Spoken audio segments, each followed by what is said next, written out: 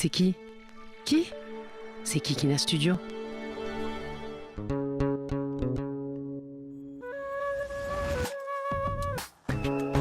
Hello everyone, welcome to this new episode of JINS podcast, the very first podcast that tackles love, sexuality, feminism, and gender intertwined with Arab and or Muslim identities. JINS is first and foremost here to explore the areas that have been falling into the trap of taboo, haram, and munkar.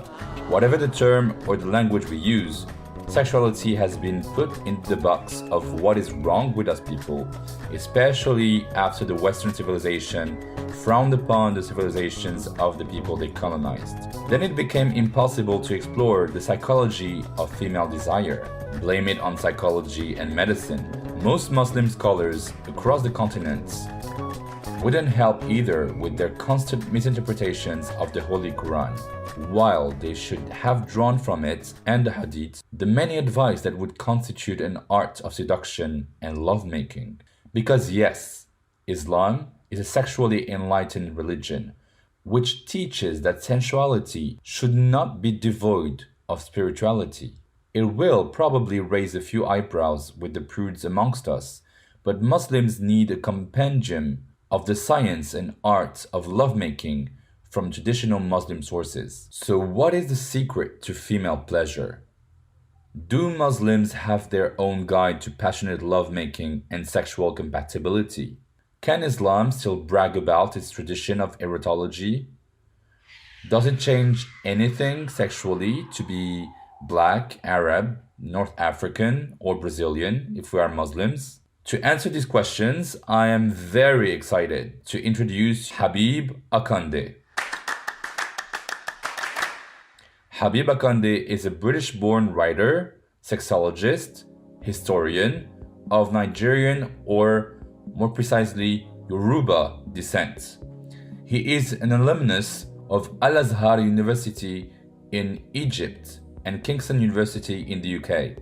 He is the author of 7 published books on race and sex in African and Muslim cultures. Habib's work has gained momentum with a best-selling trilogy, A Taste of Honey, Women of Desire, and Kunyaza. His main research interests include women's sexual rights, eroticism, and the female orgasm in Islam and African cultures. As a public speaker and sex educator, Habib carries out workshops on the clitoris and on female ejaculation at international conferences and leading universities. He featured in the BBC documentary The Orgasm Gap in 2020, which explored teaching female pleasure in Rwanda and the UK. Taking this knowledge from prophetic wisdom, Habeeb AKANDE has explored every avenue of the subject with extensive reference to the great Islamic scholastic tradition. Dear Habib, thank you for accepting my invitation. Thank you for the invitation. You're very well known today as a sex educator, as a researcher on female sexuality. You combine your knowledge of erotic Muslim literature, African sexual techniques, Arab erotology. And so let's go one by one. First, sexuality and erotology in Islam. Can you tell us more about this? And does a proper erotology really exist within the Muslim world? Did it come with the modern times, or did it exist before? And would it be fair to say that Muslims have their own kind of Kama Sutra? Wow. Very, very good and important questions. I've tried to unpack each and every one of those. So first, I think we should let me define what I mean by erotology. So erotology is a study of sexual desire and the act of lovemaking. And it's basically a predecessor of modern day sexology, which sexology involves a study of human sexuality, whereas erotology is a study of human sexuality plus the study of sexual ethics. And that's one of the main differences between erotology and sexology. Whereas sexology is really, like I said, studying human sexuality. Erotology doesn't just study human sexuality, but also gives, you could say, an opinion or a moral opinion or moral judgment in some cases. Now, there are erotology, like I said, it predates Islam. So, for example, the Kama Sutra, which is a well-known book about sex. It's not just about sex positions. That is a book about Hindu erotology. It's a book about sex, intimacy, relations from a Hindu perspective. Likewise, within the Islamic or Arab Muslim tradition, there were a number of Arabic-speaking Muslim writers, scholars, poets who wrote about erotology. Well, unfortunately, following the colonization of much of the Muslim world and Arab world, where a number of Arabic-speaking Muslims and Christians, they adopted you could say, a Victorian British or Victorian European understanding about sex and sexuality, where sex became seen to be something that is dirty, is nasty, is something that's just for men, and even sex became a taboo as well as female pleasure. So that's why now in many Muslim countries and the Arabic-speaking world, sex is a taboo, to the point where people no longer even speak about sex within their families, or there's not many books written by scholars or intellectuals about sex and the intricacies and importance of intimacy, and especially female sexuality. So in answering to your question, yes, the study of erotology, or the subject of erotology, predates influence from the Europeans. It was something that was prevalent in both the Arab world and the Muslim world from the 9th century up until the 19th century. But it was really the heyday, you can say, of erotology was between the 9th century and the 14th century, where you had a number of intellectuals and even religious scholars, such as Imam al-Suyuti, who was a scholar from modern day Egypt, but he was originally from Persia as well. He wrote over 20 books about erotology, about sex, desire, and a lot of his books would shock many modern day Muslims who have adopted a very prudish attitude towards sex and intimacy. So he spoke not only about sex, but also the importance of women's pleasure and importance of female sexuality. And whilst I was studying in Egypt, after I graduated from university, when I was studying in al-Azhar, I came across a number of books in local bookshops where they were speaking about, erotology. And I thought, wow, this would be really interesting to not only to translate and bring to light to the English speaking world, because I thought this was known amongst a lot of the Arabs at the time, and even amongst a lot of the Egyptians, they wasn't familiar with this, because a lot of them, when I mention this, they'll say, no, this is aib, this is haram, why are you talking about this? But when I mentioned there's a number of scholars, like I mentioned, scholars that they respect and they regard, who spoke about these topics, many of them weren't aware of this.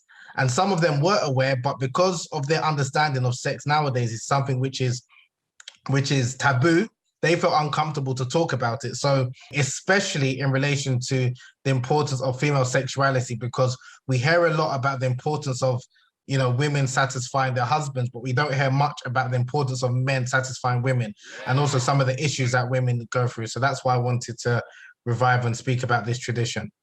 That's great. And were there any stories of sexually empowered women in Islam? Wow, very, very good question. There's many stories, and that was something that in my recently published book, Women of Desire, I listed about 40 sexually empowered women in Islamic and in Islamic history. Now, for example, one of these women, a really empowered woman, was called Habib al-Madaniya. She was a sex advisor, an intimacy expert, you can say a relationship counselor as well, in 8th century Medina. So she lived during the time of the companions of the Prophet Muhammad, peace be upon him. So she was known to give advice to both men and women.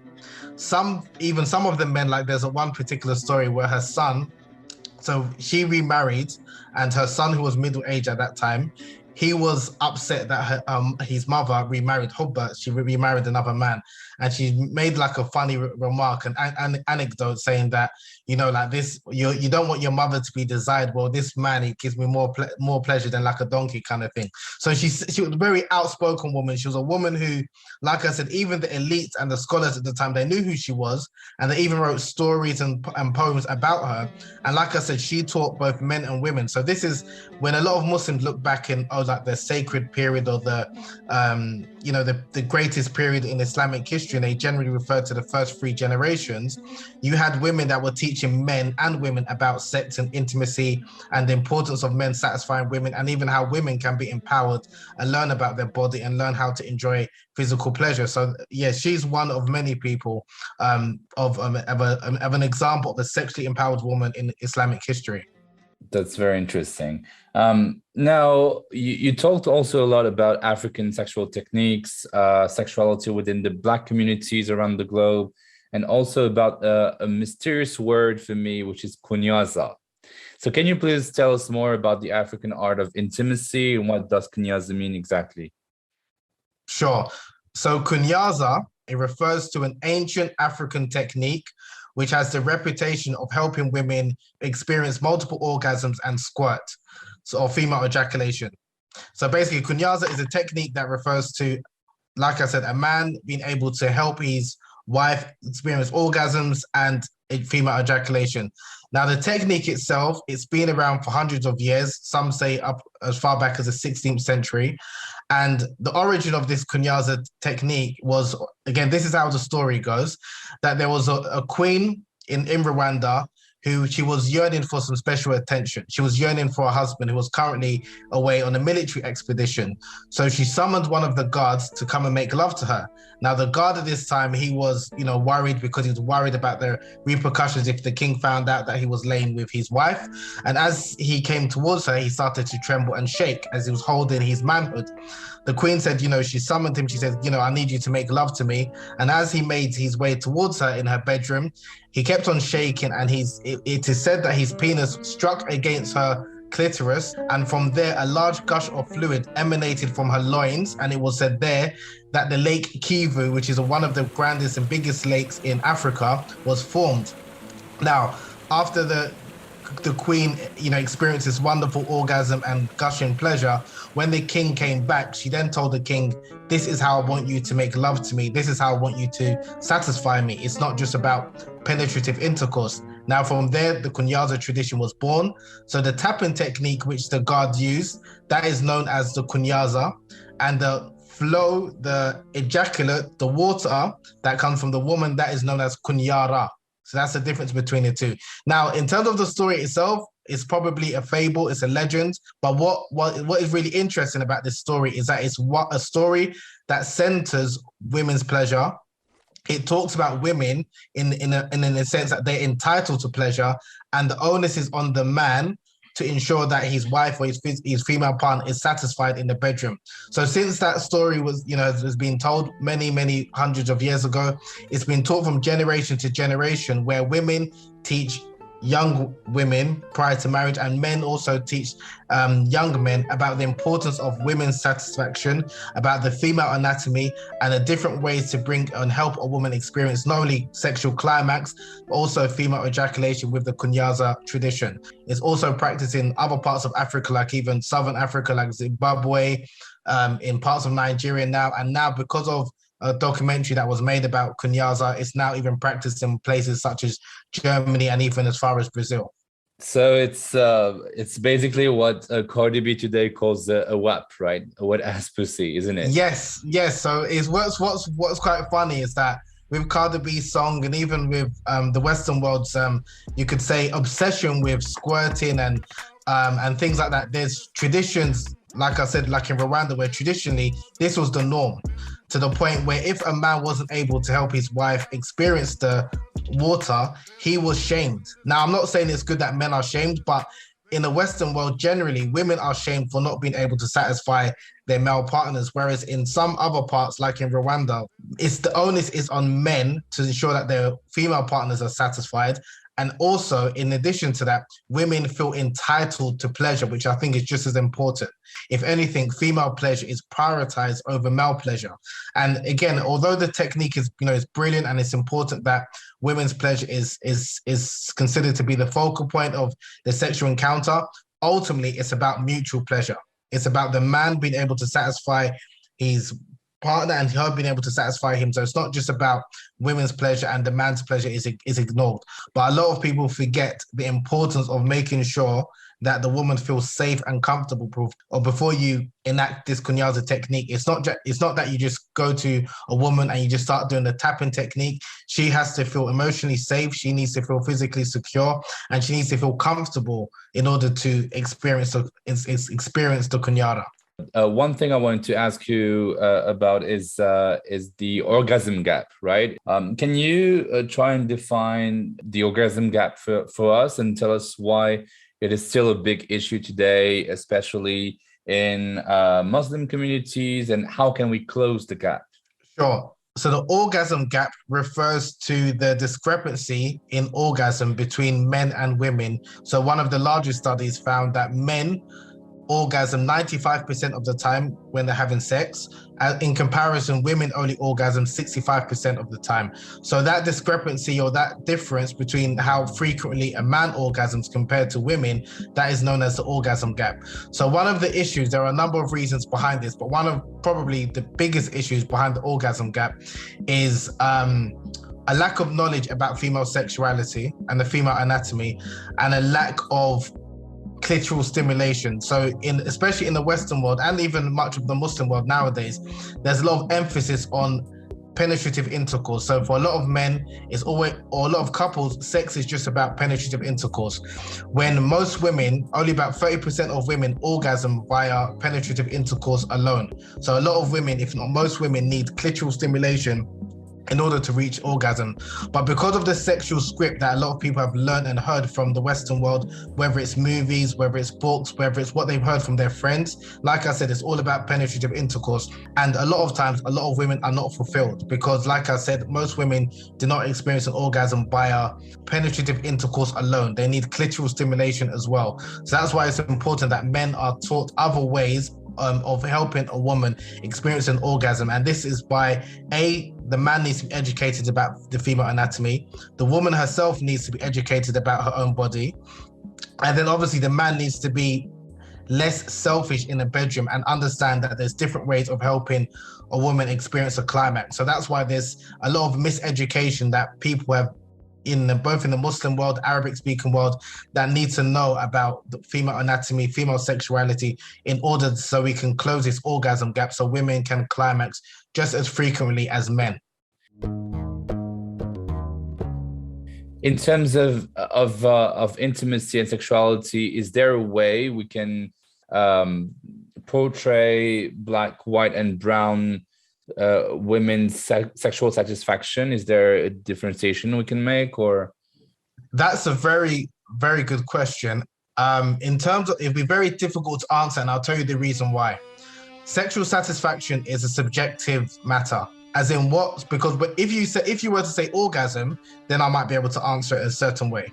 But if you were to say sexual satisfaction, what someone finds to be satisfying is different to someone else. Because sexual satisfaction is not the same as an orgasm. Because someone can be satisfied without experiencing the climax. So in order for someone to be satisfied, their expectations need to be met. In parts of the Western world, or large parts of the Western world, a lot of people have sex, but not a lot of people are sexually satisfied. In the Arab world and in Africa, I would argue that more people are probably more sexually satisfied because the expectation isn't as high as what we are bombarded with in the Western world. If you have unrealistic expectations about sex because of what you've seen in porn, because what you've heard in the movies, how it's supposed to be, 2 hours, 3 hours, you're supposed to have all of these positions, you're supposed to be gushing and having all of these squirting scenes in the bedroom. Because of these unrealistic expectations that many people have, even when they have sex, it's not satisfying because they've got unrealistic expectations. Whereas someone who might be having less quote unquote adventurous sex, but they're satisfied with the sex that they're having, their sex is going to be more pleasurable. And I would argue that, like I said, I wouldn't say white women have less satisfying sex than Black women, because there are white, brown, and other women in the Western world. So I would definitely say in the Western world, it's a problem where I would argue that Western women probably have least sexually satisfying sex than maybe women in parts of the Arabian world and in Africa. And the reason being, it's not that the women in Africa and in parts of Asia are better at sex. I'm not saying that. I think they have more realistic expectations. Those who understand their body, I would say. Because like I said, even the most so-called liberated women in the Western world, or the women that's having so much sex, a lot of them complain about a lack of orgasm, a lack of feeling connected with their spouse, a lack of being able to emotionally connect, a lack of being able to feel emotionally secure. And that's because the culture that they've been brought up in is that sex is primarily for the man, and they're not been able to open up and speak openly and honestly about their sexual desires and things like that. That's why you find a lot of people in the West are they're chasing a new sexual high like kink and all of these other things, whereas it's not as prevalent in parts of in Arabic speaking countries and much of Africa. So it's a very good question, but I wouldn't answer it by saying, by color, but maybe by culture. So I would definitely say maybe by culturally speaking, I would argue that maybe in the Western world, people are less sexually satisfied than they are in other parts of the world. I myself don't want to take the risk of being reductive or offensive to a special type of color or people, or to essentialize them, they're not all conditioned to act like this or like that, right? But during season 1, I touched upon that I have discussed with many experts the ways white people treat Black women as sexy panthers, and Black men were seen as walking penises, and all the main misconceptions about Blackness and those of African descent in sexuality. So there are sex-related stereotypes that are still way too much engraved in people's minds. How do we erase them? Okay, the first part of my answer might sound quite controversial, but I'll say it anyway. Some people might not want those sexual stereotypes to be erased, and I'll tell you the reason why. So even when you mentioned, yes, and it's correct, that there are a number of people, for example, Black men are fetishized because the stereotype is that Black men have a large penis, right? Some Black men, if not a lot of Black men, not all, of course, do not have no issue with that, with being fetishized that way. And if anything, you can benefit from that, because then maybe more women want to sleep with you, whether it's true or not. But more women are now interested in you, are desirous of you. And if you're a man that wants to partake in those relationships, then you've got a natural advantage in the so-called sexual capital, if that makes sense. If you do not want to be seen that way, and maybe you feel that you're under pressure because, a woman is expecting you to be, wonderful in bed and X, Y, and Z, then you don't like being fetishized that way. Now, when we're speaking about Black women, I would agree. I think that a number, if not most Black women, do not like being fetishized the way they are, as being hypersexual, as they're being like these video vixens that they're always up for it, because it has disastrous consequences to them. As in, there's people that may desire them for sex, but not for intimacy and not for love. When if a woman wants love, she wants companionship, she wants commitment, but a man is only seeing her as in she's only good for sex, then of course she wouldn't like that. So that's why those type of stereotypes, rightly so, need to be dismantled. Like I said, if someone doesn't want to get rid of a stereotype, some people are, if anything, perpetuating it intentionally, like you see in the music, in the films, perpetuating this stereotype because they somewhat benefit from it. And again, it's who's controlling the power. So in the Western world, and a lot of the conversations I think is coming from the Western world, it's the white person's gaze. So this is an issue in the Western world because it's the white person's gaze. So there are even a number of white men, they're not homosexual, but they fetishize Black men who think that they're really good in bed, and they want to even pay some Black men to sleep with their female partners because of what they've been programmed or what they've learned. So a lot of this education needs to be done because it's really an issue in some people's eyes and minds, not necessarily others. So a lot of Black men who may be fetishized, they may not see themselves like that way, but they know other people see themselves that way. So again, the education that needs to be done is who are those people that are fetishizing who, and then they need to be educated more than anything. Because generally, when you look at someone who's the other, who is different, you try to see some characteristics of what makes them different to you, and then either you can celebrate it or you can demonize it. And this goes back to, even if you look at the story of Sarah Baartman from the 16th century, when the Europeans, when they took her from South Africa, because of her physical shape, her buttocks were it was just larger than the average white woman, but how it was described is abnormal.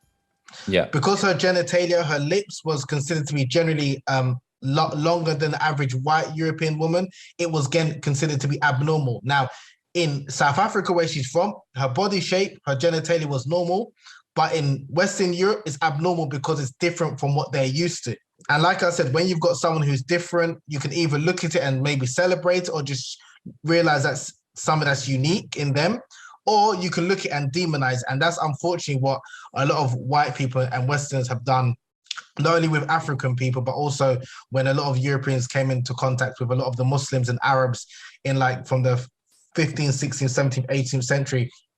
They did exactly the same thing, where the Muslims were looked at as being very hedonistic, all about sex and lust, when that wasn't always the case. It's just that they were from a period where they were extremely prudish and they were in the dark ages. So in comparison to them, the Arabs and the Muslims of that time, they were just full of lust.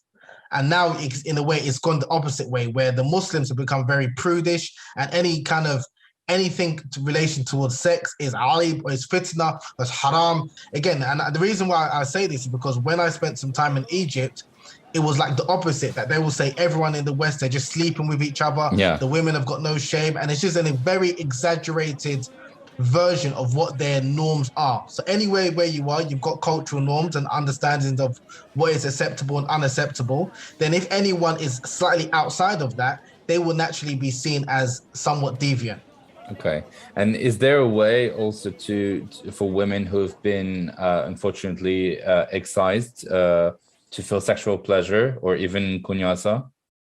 Okay, I'm glad you asked that question again. So I'm going to answer the question, but the short and long of it, if a woman has been circumcised or experienced FGM, she can experience pleasure and she can orgasm, if not just as much as a woman who hasn't experienced FGM or been circumcised. Now, I'm not an advocate for FGM. Okay, the World Health Organization, let me first define what they define FGM is.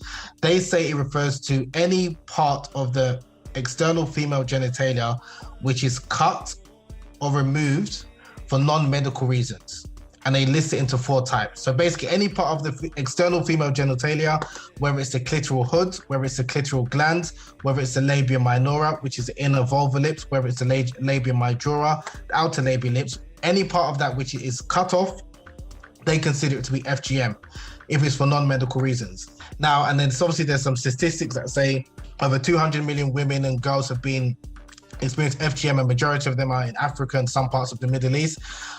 But it's important to realize or to understand is that when a Western woman undergoes labiaplasty or undergoes clitoral hoodectomy, where part of her hood is removed for aesthetic reasons, because she thinks that it'll make her vulva or vagina more beautiful, that's not considered to be FGM. Now, my question is, why is that? And a lot of these women, I'm not condoning it, I'm saying a lot of women undergo labiaplasty so some women who then inner lips are quite long, so they cut it because they want it to be tucked in and resemble what they call a Barbie doll vagina. They consider that to be cosmetic surgery. So when a Western woman or Western girl undergoes these FGM, female genital cutting practices, it's called female genital cosmetic surgery. If a woman, I'm not talking about a girl, in fact a woman, if a woman, an African woman or Asian woman undergoes a similar procedure in the Arab world or in Africa, it's called FGM. Now, my question is, why is that? And then people are labeled as being not only mutilated, but you can't experience pleasure. Now, I spoke to one woman, funny enough, yesterday, a Nigerian woman who has been circumcised, and she's also a sex educator. And she was saying that because of these false belief systems that exercise women cannot orgasm, when she obviously got married, she believed that.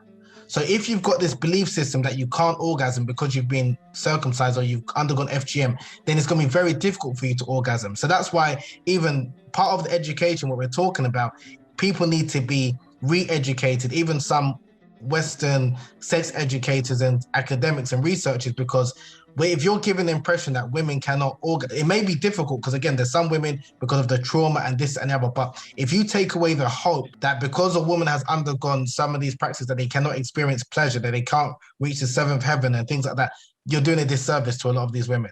people think that I'm endorsing or advocating FGM, and I'm not.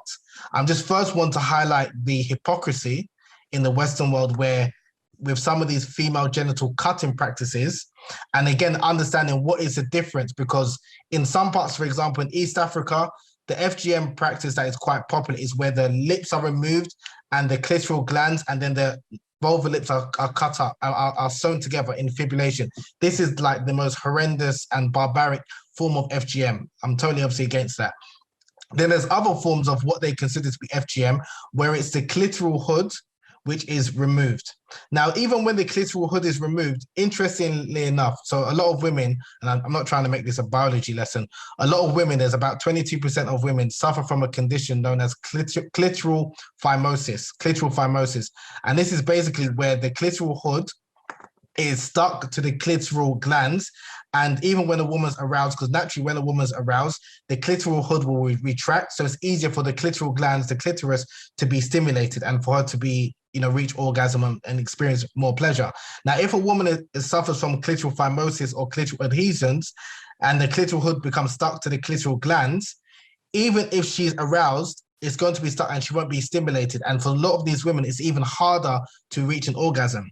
Now, in the West, what they say is, you should undergo maybe a surgery known as clitoral hood reduction, where they cut off some parts of the clitoral hood in order to make it more visible, the clitoral gland, so the woman can experience more pleasure. And they talk about the benefits of clitoral hood reduction: easier to orgasm, more intense stimulation, X, Y, and Z. This same you can say procedure is practiced in part of West Africa, where they call it female circumcision. But when the West see it, they call it FGM. Is when Muslims are talking about Islamic female circumcision, that's what it refers to. It refers to taking a slight portion of the clitoral hood, not the clitoris. And even unfortunately, there are a number of translations of historic or Arabic texts where it's referred to what you're removing, if you're going to remove anything, it's the clitoral hood, it's not the clitoris. Now, again, because even some men do not understand the difference between the clitoral hood and the clitoris, I've even read some translations where they said, cut off the vagina. It's like, what? Do you understand? So this is where education needs to be had, both from the male side and the female side, and then you can distinguish. And they said, if you want to do that, it's not that it's, some Muslims consider it to be obligatory, but even understanding what are they talking about when they're speaking about female circumcision. It's not cutting off the labial lips. It's not cutting off the clitoris. It's not cutting off the clitoris. And those women who have undergone FGM or female circumcision, even when the clitoral glands has been removed, which generally people refer to clitoral glands as the clitoris, most of a woman's clitoris remains in her body. It's internal. So even if her clitoral gland has been removed, she still can orgasm because the clitoris sits inside and beneath the vulva, beneath the labia. Can a woman who's been exercised experience pleasure? Of course she can, because the clitoris is still there. Can we also talk about sexual consent in Muslim communities? Because in countries like Morocco today, where I'm from, marital rape is not even forbidden by law, right? It's something that is very inscribed in law. The very fact of being married with someone is seen as the basis of consent, which is obviously paving the way for sexual abuse. We all know that consent should be taken more seriously by men who feel entitled to having sex. What should be done to ensure any sexual acts is consented and doesn't turn into rape, basically? Yeah, I think a lot of education needs to be done. And you kind of answered the question where you mentioned that a lot of men feel entitled to sex. Now, the unfortunate thing is, and this is where, again, because it's about understanding legality and morality and ethics. So because when a man marries a woman, there's like an implied consent in that.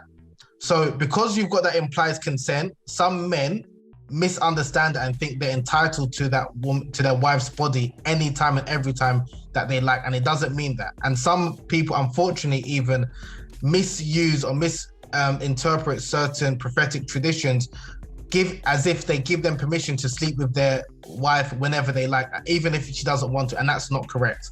Now, from an Islamic perspective, it's haram, it's forbidden for a man to force himself on his wife. Marital rape is haram.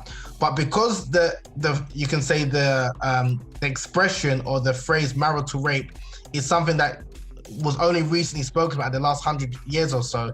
That's why a lot of Muslims will be like, it doesn't exist, because it's very difficult in a court of law to talk about that, because in a man's eyes, it's like, well, she didn't say no, but did she say yes? That's the question. Now, what needs to be done is that men need to be told and be taught that even your wife, you do not own her. Yes, you do have permission by the will of Allah to have sexual relations with her, but it doesn't mean you can have sexual relations with her at any time, that even if she doesn't want to. So consent has to be mandatory, but it has to be taught in a way where it's part of sexual ethics as well, because it's difficult to prove marital rape within a marriage, right? But in terms of even men having, it shouldn't even be even in your frame of reference that you'd even want to do that to a woman. And if anything, as you can say you're the guardian, you're the protector, but you don't own her. But she's not your property. But a lot of men, unfortunately, they feel that their wives is my property. I can do with her what I will, and it's not that. So there's an understanding that even with your child, you don't own them fully. Like there's a certain expectations and behavior that you're supposed to conduct yourself with, and likewise with your wife. Now, unfortunately, when we're speaking, and this is something that a lot of men do not understand, not only the importance of sexual consent and understanding what consent is, but also the importance of making sure that the woman feels safe in the bedroom. There are a lot of women that have sex with their husbands under duress, under a feeling where they don't want to, but they feel they're obliged to. They feel that they're doing out of duty. And this is something which, again, it's uncomfortable conversations that a lot of Muslims and a lot of men do not want to have, because in their idea or their understanding, of course, I'm a good man because I've got X number of children, I've had sex X amount of times. But how many times has that woman felt at ease, has felt pleasures, has felt satisfied? And you wouldn't know that unless you're having open and honest conversations with her. So that's where, well, men as well, we need to be having these conversations or listening to what women are saying, because if a woman doesn't feel emotionally safe in the bedroom, you shouldn't touch her. Physically, I'm saying. Yeah, I think this is where legislators, religious scholars, they need to be more in tune with women's issues. And they need, because I think if this was men that was complaining about molestation or rape, they would have done something about it. The same way I always say to people, even nowadays, even in conservative Muslim and Arabic speaking countries, so they're more interested in issues that affect men directly. That's why they'll talk about it. They'll talk about male masturbation, but they won't speak about female masturbation, because it's something that either they're uncomfortable with, they're unfamiliar with, they haven't even taken the time to understand or listen to women who are talking about these issues. So it needs to be a case of where such conversations are normalized. But ultimately, it does have to come with, especially when you're speaking about, like you mentioned, Morocco and other countries where it's not in the law, there needs to be pressure, like public pressure being put on legislators, on like scholars, people of authority, because at the end of the day, and we're both men, but generally speaking as men, unfortunately, I know this can be quite difficult for women to hear, but generally men only listen to other men they respect. A lot of men do not listen to women. So that's why there has to be more men that are speaking up and about these things. And it has to be men that they respect, because there's a number of men who've heard these things from women, but they pay them no attention. And again, how you change ethics, how you change morality, it comes from the culture. So there's a lot of things the culture needs to change. And when people talk about the culture, so in order to change it, the more conversations need to be had from different people, because like I said, if it's all only women speaking about it, it's not really going to change. And this is one of the unfortunate things when we speak about orgasm gap, sexual consent, a lot of these matters, a lot of women have been speaking about it for many years, but men aren't listening. It's only when men start to listen, that's when I think real change will kind of take place, if I'm honest. Amen.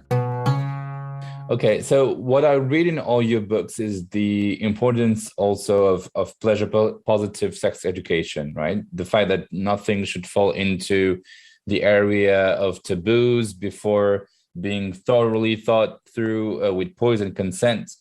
So how will we save Muslim people from their alleged prudishness, as you said before, and from saying haram whenever, although it might not even be? So what will it take for Muslims around the world to be more sex positive, or at least sex educated?